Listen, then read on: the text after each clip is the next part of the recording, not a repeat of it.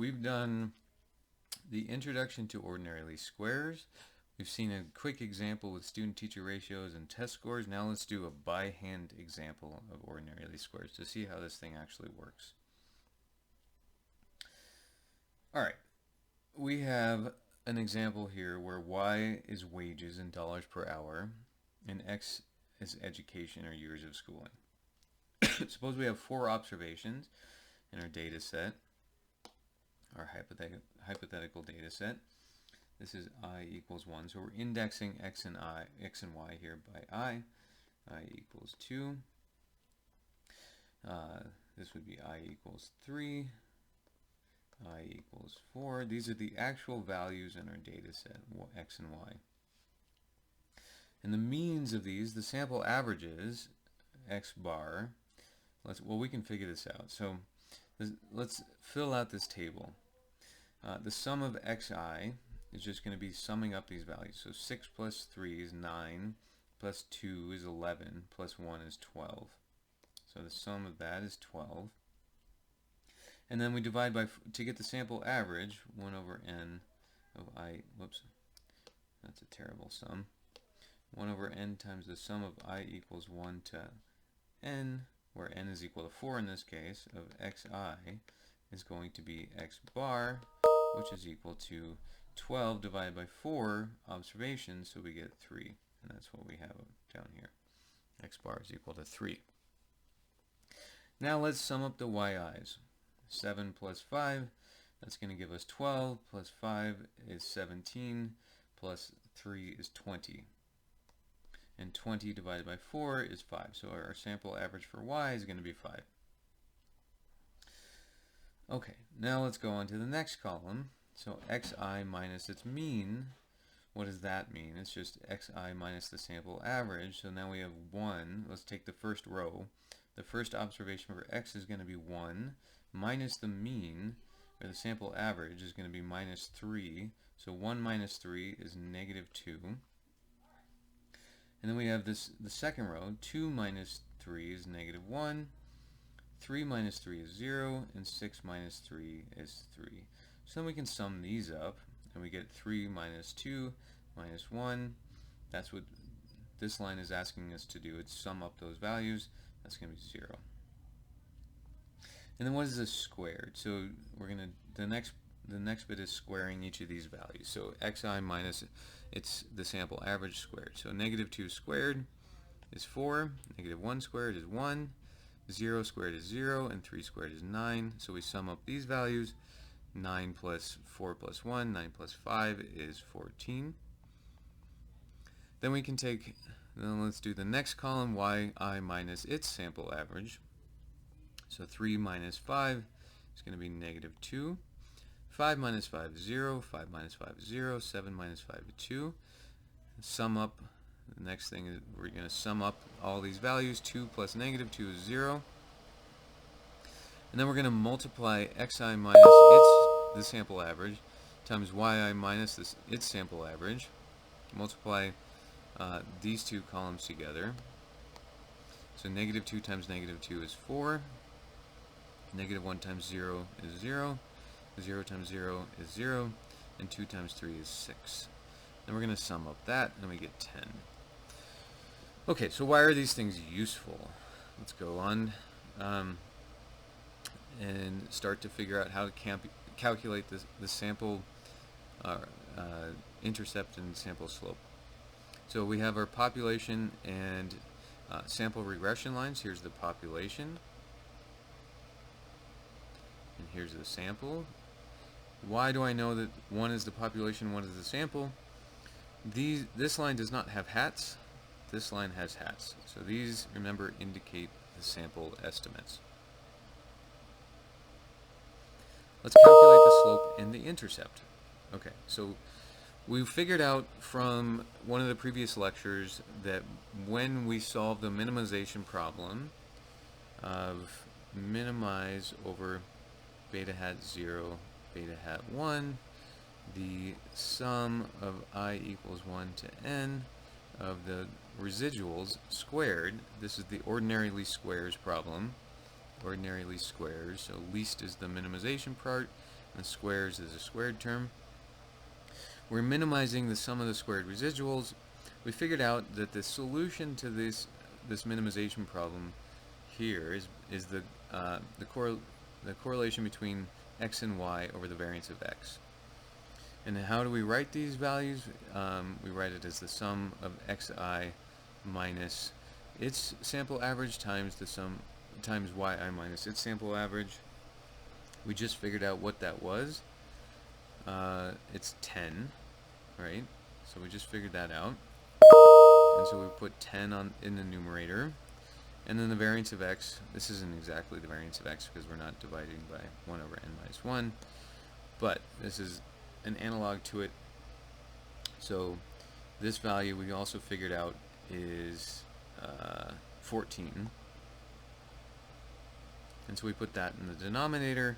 And so beta 1 turns out to be 0.714.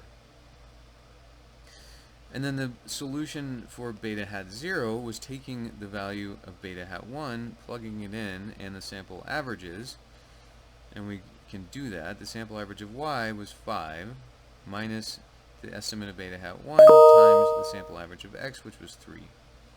So the intercept is $2.85. So our fitted regression line is wage hat equals 285 plus 0.714 times education. Or we can take off the hat and put an error term or a residual term. What's the difference between these two lines? Let me draw this out.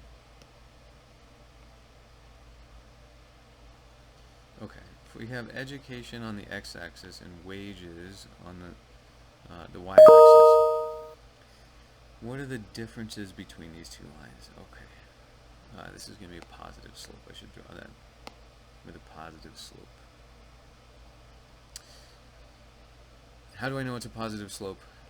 This is the slope, 0.714.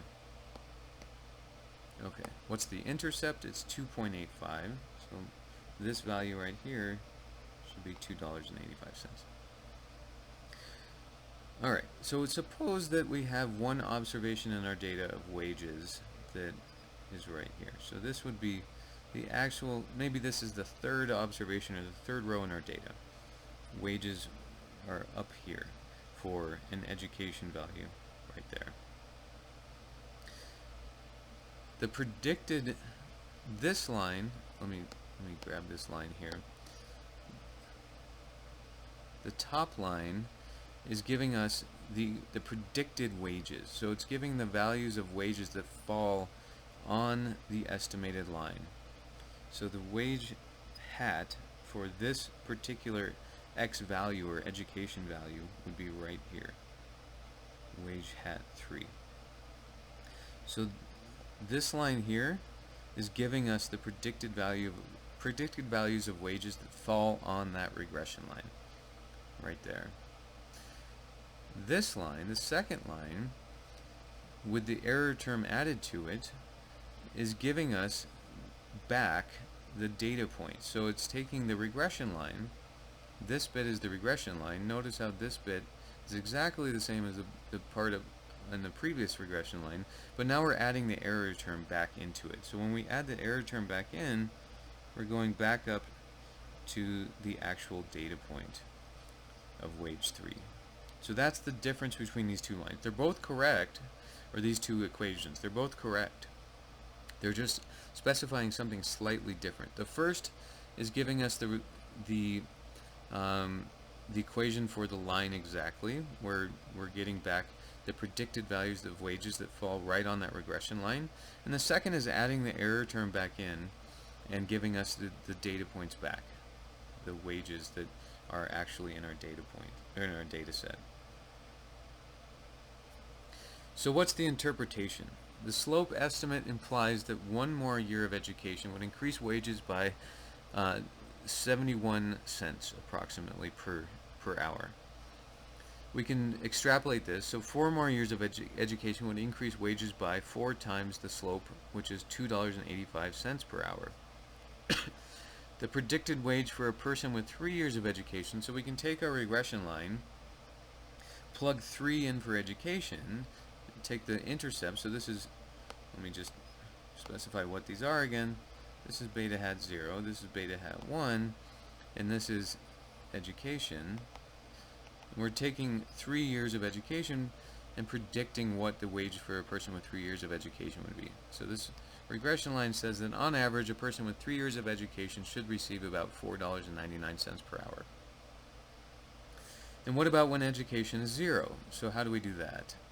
If we want to take this regression line and make education equal to 0, then the slope drops out and we're left with the intercept. So the predicted wage is just $2.85 per hour.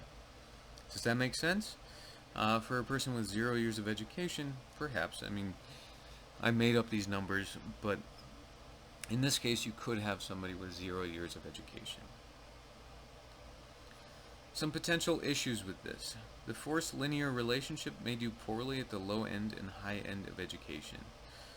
What I mean by this is that the returns to education may increase with more education. So it could be the case that instead of a linear relationship between education and wages, instead of a line that goes like that, it could be that more education increases your wages, something like that. So there could be some curvature to this relationship. Also, people with very little education surely don't make negative wages, and so if you had a regression line that was estimated something like this, then it might indicate that low education results in negative wages. Similarly, what if ability is captured in the error term and years of education is correlated with ability? It could instead be that ability and not education is driving wages. So in other words, if we have wages as a function of education, and it turns out that the U, the error term, is actually ability, it could be the case that ability is driving wages, and it's actually also driving the amount of education that people get. And so what we're picking up with this slope term is actually not the relationship between education and wages, but the relationship between ability and wages. So that would be bad.